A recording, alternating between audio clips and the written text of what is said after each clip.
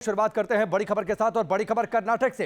कर्नाटक के शिवमोगा से इस वक्त की बड़ी खबर, जहां पर तनाव फिलहाल बना हुआ है और तनाव के चलते वहां पर कर्फ्यू जारी कर दिया गया है। शिवमोगा में पुलिस लगातार पेट्रोलिंग कर रही है। गुरुवार तक धारा 144 लागू कर दी गई है। कर्नाटक में पोस्टर्स की सुरक्षा बढ़ा दी गई है। जिस तरीके से ये पूरा विवाद सामने आया, इस वक्त की बड़ी खबर कर्नाटक के शिवमोगा से। फिलहाल वहां पर कर्फ्यू लगा दिया गया है।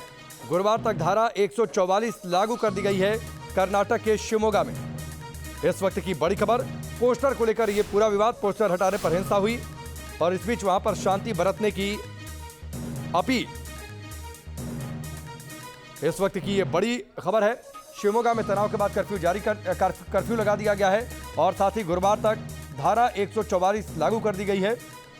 पुलिस की ओर से साफ तौर पर कह दिया गया है कि अभी लोग घरों से बाहर नहीं निकले, वरना कठोर कार्रवाई होगी। यासिर मुश्ताक हमारे साथ जुड़ चुके हैं, सीधे उनका रुख करते हैं। यासिर, बताइए फिलहाल अपडेट क्या शिवमोगा के माहौल को लेकर?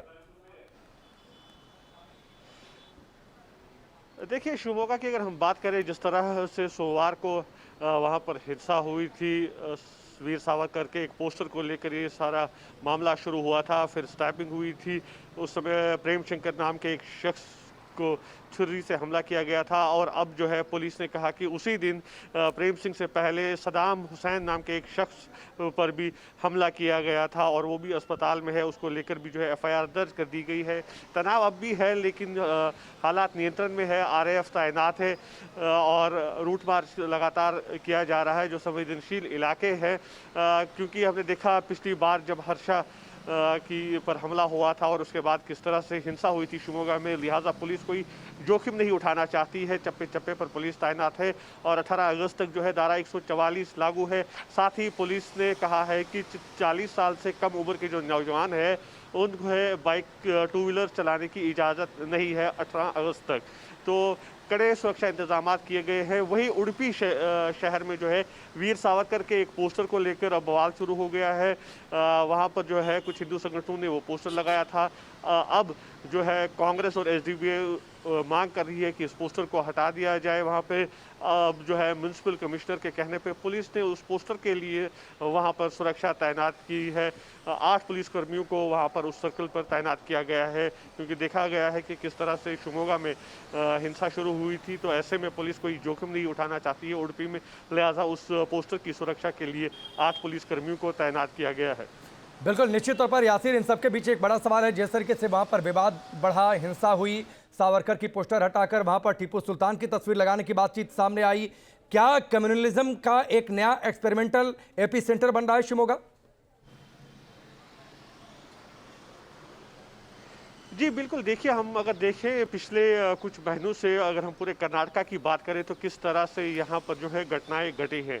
हाल ही में हमने देखा दक्षिण कन्नड़ा जिले में जो है बीजेपी युवा मोर्चा प्रवीण नटार की हत्या की गई, उसके बाद फाजिल की हत्या की गई। इससे पहले हमने देखा शिवमोगा में ही फरवरी के महीने में हिजाब विवाद के दौरान बजरंग दल के कार्यकर्ता हर्षा की हत्या की गई। तो जिस तरह से हम पहले देखते थे कि केरला में किस तरह से रिवेंज किलिंग्स होती है, अब वैसा ही मॉड्यूल जो देख रहे हैं हम कर्नाटका में भी देख रहे हैं। कर्नाटका में इससे पहले इस तरह की घटनाएं नहीं घटती थी, लेकिन अब हम देख रहे हैं कि यहाँ पर भी ऐसे ही भड़काने की कोशिश की जा रही है। तो कहीं ना कहीं अब सरकार को सतर्क होना है और ऐसे लोगों के खिलाफ सख्त से सख्त कार्रवाई करने की जरूरत है। यासिर, पुलिस ने एक और खुलासा किया है कि जिस एक आरोपी को पकड़ा गया है, नदीम संभवतः उसका नाम है, 2016 में भी सांप्रदायिक कुछ घटनाएं हुई थी, उसमें भी उसका हाथ था।